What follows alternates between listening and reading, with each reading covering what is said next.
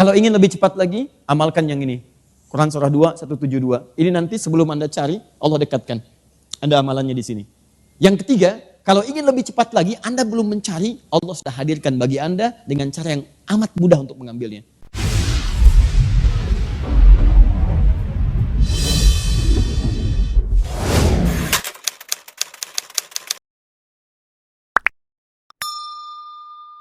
Ingat baik-baik ya, rizki kita itu sudah diatur. Dan tidak akan pernah tertukar. Menteri ada yang ditukar, putri ada yang tertukar. Sampai jadi sinetron. Tapi tidak pernah ada kemudian kisah rizki yang tertukar. Ingat, rizki itu diatur, yang belum teratur itu surga kita. Saya mau turunkan ayat ya. Kalau paham tentang ayat-ayat rizki, Anda tidak akan pernah terfikir untuk mengambil rizki orang lain. Dan tidak ada kerjaan, Bu. Tidak ada kerjaan, hanya menghabiskan waktu, energi, dan itu semua akan dikembalikan pada pemiliknya. Ya, jadi buang-buang waktu saja. Rizki itu sudah diatur. Saya turunkan dengan cepat ya.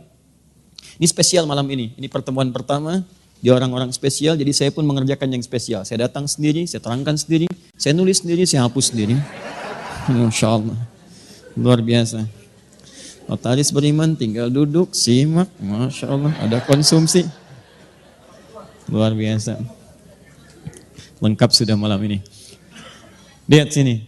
Misal, saya ambil ketentuan. Supaya Anda paham ketika ada hak dan kewajiban, tidak harus kemudian Anda gandakan. Kalau Anda bisa mengerjakan yang baik, kenapa memilih yang tidak baik?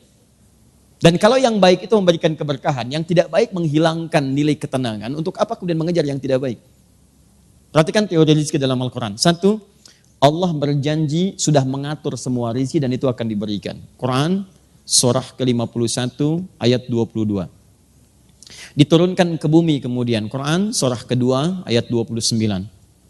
Anda tinggal mengambilnya, Quran surah kedua ayat 168. Kalau pengen cepat kemudian dari Quran surah kedua ayat 172. Ingin lebih cepat lagi, Quran surah ke-7 ayat 96. Ini ada caranya. Dan di sini nanti ada kaitan dengan profesi yang teman-teman miliki saat ini. Coba lihat baik-baik ya, ini konsep cepat saja. Wa fis samai, Quran surah 51 ayat 22, paling kanan agak sedikit ke bawah. Wa fis samai rizqukum wa ma tu'adun. Perhatikan baik-baik, kata Allah, di langit itu sudah saya tetapkan rezeki kalian semua manusia dan saya janji pasti akan diberikan. Sudah otomatis tuh. Di Allah sudah berjanji, bahkan sebelum kita lahir. Buka nanti di antara hadisnya dari Abdullah bin Mas'ud, paling cepat buka kitab Al-Arba'in karangan Imam An-Nawawi, sudah ada terjemahan dalam bahasa Indonesia. Cari hadis yang keempat, paling kiri sebelah atas. Di hadis itu disebutkan, inna ahadakum yujma'u fi batni ummihi arba'ina yawman nutfah. Setiap manusia nanti akan dibentuk di perut ibundanya 40 hari pertama berbentuk nutfah. Baru campuran antara spermatozoa dengan ovum. Kemudian thumma yakunu mithla dzalika 'alaqah. 40 hari yang keduanya berbentuk 'alaqah, zigot yang menempel di dinding rahim. Thumma yakunu mithla dzalika mudhighah. 40 hari ketiga usia 120 hari, kurang lebih 4 bulan berbentuk mudhighah. Ada daging berbentuk keratan. Yang paling menarik, thumma yursalu ilaihil malak, diutus malaikat dalam usia 4 bulan itu. Fayanfukhu fihi ruh, ditiupkan roh. Jadi kalau ada seorang perempuan dalam usia tengah mengandung, kandungan 4 bulan itu rohnya sudah ditiupkan. Sudah ada roh di dalamnya. Yang paling menarik, wa yu'maru bikatsbi arba'in, diperintahkan menetapkan 4 hal untuk perjalanan kehidupan bayi yang dikandung itu, janin yang dikandung. Yang pertama apa yang ditetapkan? Yang ditetapkan pertama kali bikatsbi rizqihi. Saat dalam kandungan itu sudah ditetapkan oleh Allah. Ditetapkan rizkinya sampai dia kemudian wafat. Jadi tidak ada manusia yang hidup sampai dengan wafat kecuali dicukupkan oleh Allah semua rizkinya. Tidak akan pernah datang ajal sebelum Anda mendapatkan semua rizki yang telah Allah tetapkan. Gak ada yang tertukar. Jadi kalau rizki Anda 1 miliar, 1 miliar. Rizki Anda 1 triliun, 1 triliun. Jadi Anda mendapatkan dengan cara yang halal pun rizkinya segitu. Keberkahannya bertambah. Anda cari yang haram pun tidak akan bertambah. Jadi kalau Anda bisa dapatkan yang halal, kenapa cari yang haram? Gak akan nambah. Cuman pengaruhnya kepada keberkahan, berkah enggak? Itu poinnya. Dia sangat rugi kalau ada seseorang mencari rizki dengan cara yang haram. Karena dia tidak akan pernah mengubah kuantitas rizki yang telah Allah tetapkan. Hanya hati-hati betul, hati-hati. Rizki berbanding lurus persamaannya dengan keberkahan. Berkah itu bertambah nilai kebaikannya. Karena itu ketika orang kemudian mulai bergerak untuk menempuh yang haram, ada perasaan tidak enak dalam dirinya. Karena perasaan jiwanya cenderung kepada yang baik. Kalau tidak percaya silahkan Bu, keluar dari sini misal, iseng-iseng misalnya ngambil barang temannya.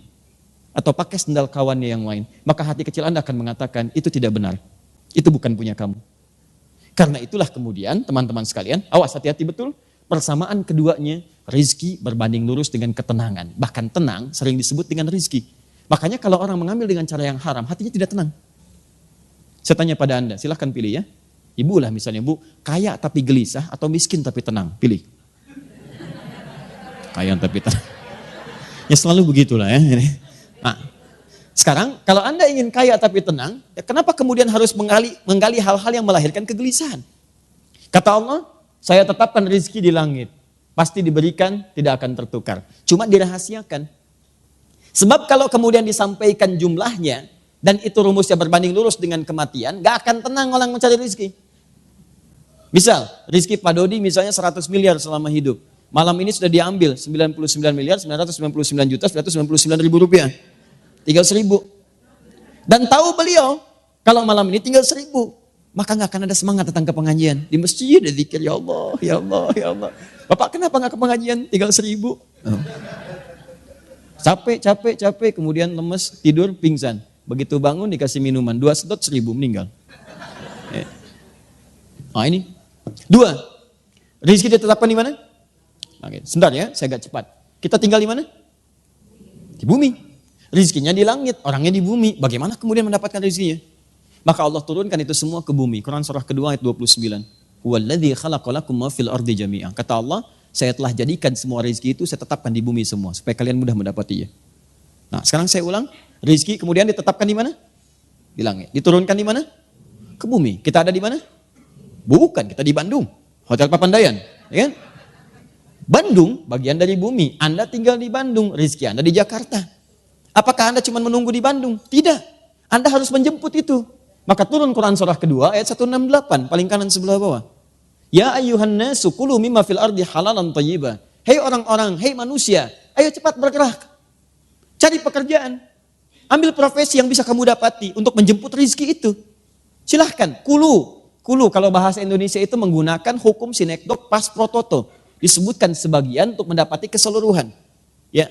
Lawannya sinekdok totem pro parte, disebutkan semuanya untuk mewakili sebagian. Bahasa Quran indah sekali, silahkan cari sesuap nasi kata Quran.